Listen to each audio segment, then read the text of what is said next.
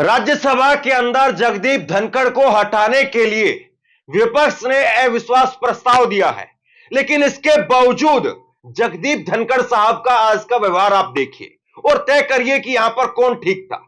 जगदीप धनखड़ और मल्लिकार्जुन खड़गे के बीच में आज संसद के अंदर जो नोकझोंक हुई है वो देखनी चाहिए कि यहां पर एक तरफ एलओपी है, देश के अंदर एलओपी और सभापति उपराष्ट्रपति के बीच में जो संवाद हो रहा है, यह हमें देखना चाहिए कि हम अपने देश में लोकतंत्र के नाम पर गर्व करते हैं, लेकिन यह लोकतंत्र क्या वाकई बचा भी है कि एलओपी और उसके साथ में यहां पर उपराष्ट्रपति के बीच में ऐसा आपस में संवाद हो रहा है, ऐसी बातचीत हो रही है, आपस में एक दूसरे के लिए ऐसी बात कही जा रही है और उसमें जगदीप धनखड़ का कितना रोल है और मल्लिकार्जुन खड़गे का कितना रोल है। जगदीप धनखड़, उनको मल्लिकार्जुन खड़गे ने यह भी कह दिया कि हम आपकी यहां पर तारीफ सुनने के लिए नहीं आए हैं। और पता है दूसरी तरफ से कुर्सी पर बैठे हुए जगदीप धनखड़ साहब ने क्या कहा? उन्होंने कहा कि मल्लिकार्जुन खड़गे जी, पूरी दुनिया जानती है, पूरा देश जानता है आपको किसकी तारीफ पसंद है। बताइए, ये शब्द एलओपी के लिए उपराष्ट्रपति को कहे जाने चाहिए। और इसके बाद में जो है हद हो गई, और हद यह हुई कि मल्लिकार्जुन खड़गे ने यह कह दिया कि यहां पर चेयरमैन ही मेरी रिस्पेक्ट नहीं कर रहा है तो मैं चेयरमैन की रिस्पेक्ट कैसे करूं? You are insulting me. और उसके बाद में सदन जो है वो देखने वाली थी। आज राज्यसभा के अंदर कुछ ऐसा बवाल कटा। Leader of the opposition. Sir, the chairman who is not respecting me, how can I respect you? You are insulting me. ये जो ट्रेलर अभी आपने देखा है, ये किस तरीके से, ये लेवल कहां पर, क्यों, कैसे पहुंचा, इस बात को जरा समझिए। सबसे पहले आज करीब जो है वो सदन के अंदर 12 बजे से पहले 11:30 बजे का वक्त था। उस वक्त में राज्यसभा के अंदर सुनवाई चल रही थी और राज्यसभा में उस वक्त में सुनवाई चल रही थी तो जगदीप धनखड़ साहब वो चेयरमैन के तौर पर, सभापति के तौर पर कुर्सी पर बैठे हुए थे। हालांकि विपक्ष की तरफ से जब अविश्वास प्रस्ताव दे दिया जाता है तो वो कुर्सी पर नहीं बैठते हैं, कायदा ये है। लेकिन जगदीप धनखड़ साहब वो कह रहे थे कि जब नोटिस मिलेगा तब मैं ऐसा करूंगा, अभी तक तो मैं बैठा रहूंगा। मतलब कायदे से एक नैतिकता भी होती है कि चलिए आपके खिलाफ विपक्ष अविश्वास प्रस्ताव ले आया है तो आप कम से कम अभी जो उस कुर्सी पर मत बैठिए, लेकिन वो बैठे रहे। बात यहां से शुरू हुई और आप जरा देखिए, एक बार संवाद देखिए। जगदीप धनखड़ क्या कह रहे हैं? जगदीप धनखड़ जो है वो कह रहे हैं कि मैं किसान का बेटा हूं और किसानों के साथ में कुछ भी गलत काम नहीं होने दूंगा, किसानों के विरुद्ध में कुछ भी काम नहीं होने दूंगा। किसान का बेटा हूं, कमजोरी नहीं दिखाऊंगा, देश के लिए मर जाऊंगा, मिट जाऊंगा। आप लोग चिंतन नहीं करेंगे, 24 घंटे एक ही काम है कि किसान का बेटा यहां क्यों बैठा है। मैं आंखों से देख रहा हूं, पीड़ा महसूस कर रहा हूं। मेहरबानी कर दिल टटोलिए, मेहरबानी कर कुछ सोचिए। मैंने इज्जत देने में कोई कमी नहीं रखी है। And look at the gesturing, look at what you are saying. मैंने बहुत बर्दाश्त किया है। आज का किसान खेत तक सीमित नहीं है, आज का किसान हर जगह कार्यरत है, सरकारी नौकरी में है, उद्योग में है। आप प्रस्ताव लाए, आपका अधिकार है, प्रस्ताव पर चर्चा हो आपका अधिकार है, पर आपने क्या किया? संविधान की धज्जियां उड़ा दी। किसने रोका आपके प्रस्ताव को? आपके यहां से बयान जारी होता है कि हमारे प्रस्ताव पर क्या हुआ। अरे कानून पढ़िए, आपका प्रस्ताव आ गया, 14 दिन बाद आएगा। आपने एक मुहिम चला रखी है। प्रमोद तिवारी जी, आप अनुभवी नेता हैं, आप प्रमोद तिवारी तिवारी जी आप अनुभवी नेता हैं, टटोलिए, आपने चुन चुन कर क्या बात की है? रेजोल्यूशन नहीं आया, अविश्वास प्रस्ताव ले आइए। अरे पढ़िए उन 10 पॉइंट को। इज्जत करता हूं खड़गे जी की, 100% करता हूं, मेरी जीवो करते हैं, लिखित में अनुरोध करता हूं, लिखित में कहता हूं, मान्यवर मुझ पर कृपा कीजिए, जो समय आपको ठीक लगे मेरे से मिलने का समय निकालिए। मेरे पास नहीं आ सकते तो मैं आऊंगा। देखिए आप अपने हिसाब से, आपका तो एक क्रम हो गया है। समझ से परे है ये बात। जब किसान दिल्ली की चौखट पर बैठे रहे तब जगदीप धनखड़ का क्या एक बार भी स्टेटमेंट आया था कि वो नरेंद्र मोदी को कुछ बोलते? और चलिए कि तब की बात पता नहीं क्या बात थी क्या नहीं थी। आज इस वक्त में, इस तारीख में जगजीत ढल्लेवाल, एक तरफ तो जगदीप धनखड़ है और दूसरी तरफ जगदीप ढल्लेवाल, वो 17 दिन से, आज 18वां दिन है, वो आमरण अनशन पर बैठे हुए हैं। उनके शरीर में बहुत कुछ जो है वो अंगों ने काम करना भी बंद कर दिया है, मशीनों पर आ गए हैं। क्या सरकार को एक बार भी कड़े अल्फाजों में कहा है उन्होंने? और जो कहा वो भी सबको पता है। इसके बाद में जब डेरेक ओब्रायन, ममता बनर्जी के सांसद, बोलने के लिए खड़े हुए तो उनसे जगदीप धनखड़ कहते हैं हु आर यू। मतलब कमाल की बात है। यही बात जो है वो इंडिया गठबंधन के तरफ से यह भी कही गई थी कि जगदीप धनखड़ जो है वो लोगों को, सांसदों को ऐसे ट्रीट करते हैं, ऐसे उनके साथ में व्यवहार करते हैं जैसे कि वो एक स्कूल के बच्चे हों और वो एक हेडमास्टर हों। हम यहां पर 40-40, 50-50 सालों से अलग अलग जगह पर काम करके आए हैं। हम अपनी जिंदगी में पत्रकार रहे हैं, नेता रहे हैं और कई सदनों का हिस्सा रहे हैं। हम यहां पर आए हैं, लेकिन आप देखिए डेरेक ओब्रायन को जगदीप धनखड़ कह रहे हैं हु आर यू।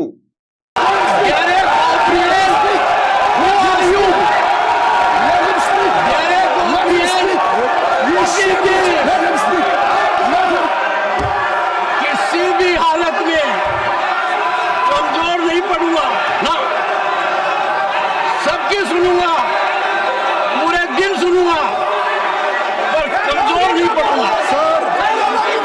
देश के विरुद्ध काम नहीं करने दूंगा, किसान के विरुद्ध काम नहीं करने दूंगा। एक तरीके से कस्टोडियन का काम करते हैं सभापति जो है, उपराष्ट्रपति होते हैं, वो कस्टोडियन का काम करते हैं। उनका काम होता है सदन में सबको संरक्षण देना। जैसे क्लास के अंदर अगर आप हेडमास्टर बन रहे हैं, मास्टर बन रहे हैं, तो आपकी जिम्मेदारी भी यह बनती है अगर आप सबको बराबर मौका देंगे। ऐसा नहीं है कि जो हेडमास्टर का बेटा है, मास्टर जो है उसका खूब स्वागत करेगा और बाकी बच्चों को गाली दिलवाएगा। यह नहीं चलता है साहब। अगर आप मास्टर ही अगर आप मान करके चलें इसको, तो कम से कम सबको बराबर मौका तो दीजिए, सबके साथ में बराबर व्यवहार तो कीजिए। ऐसा थोड़ी ना है कि हेडमास्टर का बेटा अगर काम नहीं करके लाएगा तो मास्टर उसको हाथ भी नहीं लगाएगा, उल्टा गुलाब की फूल देगा निकाल करके। मल्लिकार्जुन खड़गे ने क्या कहा? मल्लिकार्जुन खड़गे ने कहा कि आप दूसरी तरफ के लोगों को भड़का रहे हैं, आपको अगर सदन चलाना है तो ठीक नियत से चलाइए। जगदीप धनखड़ कहते हैं इस पर, और आप जरा एक्सप्रेशन पर जरा गौर कीजिए। एक्सप्रेशन ऐसे दिए जा रहे हैं कि आपका दिल नहीं पसीजा, आप रात को सोने से पहले आज जरा सोचिए। मतलब आप एलओपी को क्या सोच रहे हैं? मल्लिकार्जुन खड़गे 58 साल से करीब करीब जो है वो राजनीति के अंदर है और उनको कह रहे हैं कि आप आज रात को सोने से पहले सोचिए। इस तरह की बात कही जा रही है। फिर उसके बाद में मल्लिकार्जुन खड़गे ने भी खरी खरी सुनाई और मल्लिकार्जुन खड़गे ने कहा कि अगर आप किसान के बेटे हैं तो मैं मजदूर का बेटा हूं। आपके पिताजी तो मशीन से काम करते थे, मेरे पिताजी, मेरा बाप, उन्होंने बाप कहा, मेरा बाप तो मेहनत करके पैसा लाता था। उधर साइड के मेंबर्स को आप एनकरेज कर रहे हैं और पार्टियों के खिलाफ बात करने के लिए आप कोशिश कर रहे हैं। आपको अगर इस सदन को चलाना है, नियति से चलाना है, लोकतंत्र को बचाना है, आप ये बात नहीं करते।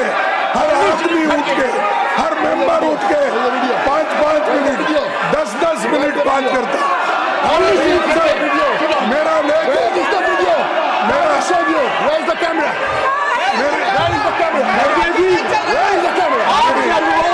अरे मैं बोलता, देखिए स्पीकर का कैसे उपयोग किया? मेरा नाम लेके, कुछ तो दिमाग में आया होगा। मेरा नाम लेकर दिल पसीजा बार होगा। बार बोल रहे हैं, आप चुप्पी साधे हैं।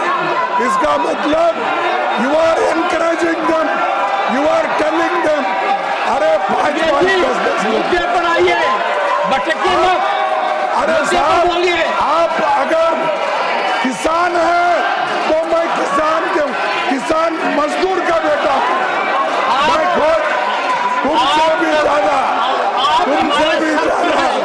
हमारे लिए शर्तें हैं। इतना कष्ट थोड़ा सा दिल कटोलिए। आपसे भी ज्यादा मैं कष्ट सहना हूं। आपने बड़े आप तो नोट मैं खुद जानता हूं। मशीन से गिनते थे, मेरा बाप मेहनत करके ला। खड़गे जी, आपका आचरण विनम्रतापूर्वक बता रहा हूँ। आप खुद देखिए, आज आप सोने से पहले चिंतन कीजिए, मंथन कीजिए। कायदे से मतलब मुझे ये अच्छा नहीं लगा, जगदीप धनखड़ का बोलना भी अच्छा नहीं लगा। और दूसरी तरफ जो है वो मल्लिकार्जुन खड़गे एलओपी पर है, वो अपने पिता के बारे में बात कर रहे हैं, मुझे ये भी ठीक नहीं लगा। मतलब वो जो सदन है, उस सदन में हम ये सोचते हैं, ये चाहते हैं कि उस सदन में लोग बैठ रहे हैं, हमारा आपका टैक्स पेयर का पैसा वहां पर लग रहा है, तो उस सदन में कुछ बातचीत हो, ढंग की बात हो। व्यक्तिगत तौर पर मैं ये कहूं कि मैं जाट हूं, मैं किसान हूं, मैं फौजी हूं, मैं इस बात पर जो है बात करूं, तो बताइए आप मेरी खबर सुनेंगे क्या? नहीं सुनेंगे। तो यही बात जो वहां होनी चाहिए, लेकिन हो नहीं रही है। इसके बाद में जो है मल्लिकार्जुन खड़गे ने कहा कि आप मेरी इंसल्ट कर रहे हैं, मुझे बोलने नहीं देते हैं, और दूसरी तरफ जो है वो आप लगातार उनको मौका दे रहे हैं। और मल्लिकार्जुन खड़गे ने कहा कि आपका काम है कि आप उनको चुप कराइए, लगातार जो है वो लोग बोल रहे हैं, और ये जो है मेरी इंसल्ट है, उनको आप बैठने के लिए भी नहीं बोल रहे हैं। और जगदीप धनखड़ एक बार कहते हैं, थोड़ा सा इशारा करते हैं बस। Leader of the opposition, insult कर रहे हो, आप उनको बोलने दे रहे हो। आप नहीं दे रहे हो। नहीं, मैं बोल रहा हूं। मैं बताना चाहता हूं सदस्यों को, देखिए, मुझे आप बार बार वो लोग बोल रहे हैं, एक किसान का बेटे का इंसल्ट कर रहे हैं। मैं उनको कहता हूं, अरे मैं तो किसान मजदूर का बेटा हूं। आप फिर से कौन कर रहे हैं? और आप उधर साइड में सबको बोलने दे रहे हैं, मुफ्त कह रहे हो, सबके लिए एनकरेज कर रहे हैं, और हमारे कृपया करके हमारे बोलिए। पार्टी के नेताओं का खड़गे जी इंसल्ट बोलिए। कर रहे हैं, कांग्रेस पार्टी को इंसल्ट कर रहे हैं। आप बोलिए, और अरे ये क्या है? आप बोलिए, आप सर, बोलिए। अगर आप ये करना चाहते हैं, इस ढंग से अगर चलाना चाहते हैं, तो इसकी जिम्मेदारी आपकी है। आपने, मैं कहूँगा आप पर्पजली उनको ये एनकरेज कर रहे हैं। नहीं तो बिठाओ उनको, बिठाओ, मेरी बात बोलता हूँ। जगदीप धनखड़ से फिर मल्लिकार्जुन खड़गे आखिरकार उनको गुस्सा आ गया, और उन्होंने कहा कि हम आपकी तारीफ सुनने के लिए नहीं आए हैं। और उसके बाद में मल्लिकार्जुन खड़गे ने जब ये कहा, तो पानी पी रहे थे जगदीप धनखड़, पानी भी ढंग से नहीं पिया, पानी रख करके बीच में बोले कि पूरा देश जानता आप किसकी तारीफ सुनना चाहते हैं, किसकी तारीफ आपको चाहिए। मतलब एक इतने बड़े नेता को, 58 साल के नेता को, और कायदे से उम्र में अगर देखें तो आप उनसे बड़े भी होंगे, 85 साल की उम्र है मल्लिकार्जुन खड़गे की, 58-60 साल राजनीतिक कैरियर है उनका, और उनसे कह रहे कि आप किसकी तारीफ सुनकर के खुश होते हैं, हमें पता है। इस तरह की बात, इस तरह का संवाद वो संसद के अंदर हो रहा है। क्यों माननीय सदस्य, आपके तारीफ सुनने के लिए हम नहीं आए साहब, आपकी तारीफ सुनने के लिए नहीं आए। हम देश के मुद्दे कुछ चर्चा, देश के आपको अरे तारीफ मुद्दों पे चर्चा करने के इनकी लिए, तारीफ आपको पसंद है, हम लोगों के समस्या को सुलझाने के लिए आए। बात की है। इसके बाद में जगदीप धनखड़ वो अपने दोनों कानों पर हाथ लगाते हैं और कहते हैं कि बोलिए बोलिए मल्लिकार्जुन खड़गे जी, मैं आपको सुनना चाहता हूं। लेकिन पीछे से सांसद आवाज लगाते हैं कि भाई आप सुनना चाहते हैं, उनको बोलने के लिए कह रहे हैं, तो उनके ऊपर कैमरा भी तो लेकर के आइए। कैमरा ही नहीं ला रहे हैं आप, एलओपी के ऊपर कैमरा नहीं लेकर के आ रहे हैं। कायदे से जब जो भी सभापति होता है, वो जिस भी सदस्य का नाम लेता है, तो उस सदस्य का माइक भी ऑन कर दिया जाता है और उस सदस्य के ऊपर कैमरा भी चला जाता है। लेकिन ये संसद के अंदर हो नहीं रहा है। और उसके बाद में हंगामा जो है वो बढ़ गया और जगदीप धनखड़ कहते रहे मेरा अनुरोध है, मैं सदन चलाना चाहता हूं, खड़े हो जाते हैं। आप खुद तय कर लीजिए, वाकई वो सदन चलाने के लिए बात बोल रहे थे या किस लिए बोल रहे थे?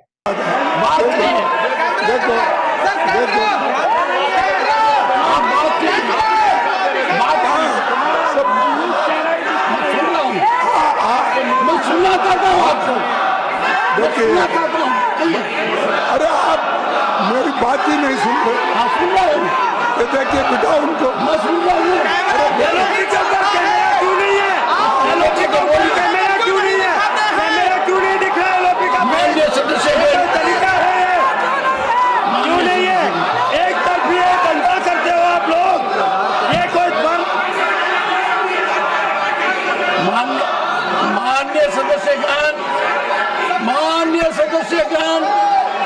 माननीय सदस्यगण, मेरा आपसे आग्रह है, मेरा आग्रह है, सदन को चलाना राष्ट्र के लिए जरूरी है, देश के लिए जरूरी है, समाज के लिए जरूरी है। मैं अनुरोध करता हूं कि 12 बजे